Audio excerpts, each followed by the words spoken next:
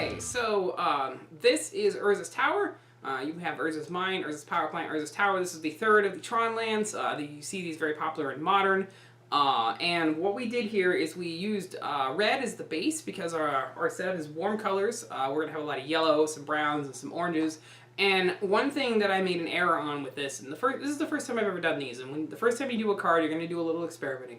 And sometimes this will happen. And what I should have done on the bottom half is instead of doing orange as the base, I should have done black as the base.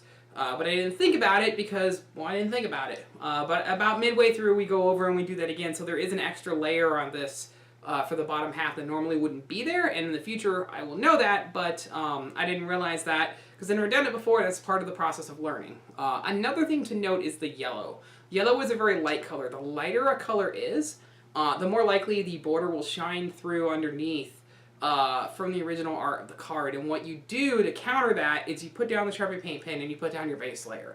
And it's likely going to be shining through, so what you do is once it dries, you do the Sharpie paint pen a second time and put down another base layer. You put two base layers over the light whenever you have lighter colors over darker colors, especially yellow over black, the border being black and the yellow being the top of the card, to really try to prevent the border from shining through so it really, really looks like a full it was made this way altar, even though obviously it wasn't. And then after that, what we did is we put some orange in the middle, and then we have a blending where we did some yellow, and then it kind of blends into orange, and then it kind of blends into the dusty area in the middle where the dude's walking over the kind of hill coming in from the foreground.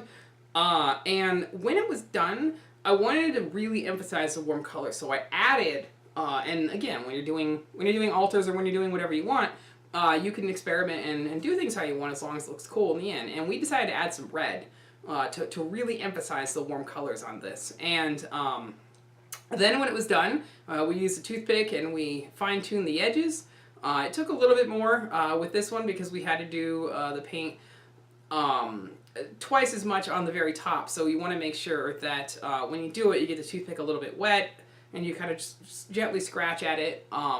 And then when it's done, the paint was not quite dried all the way on this one and when we took the photo.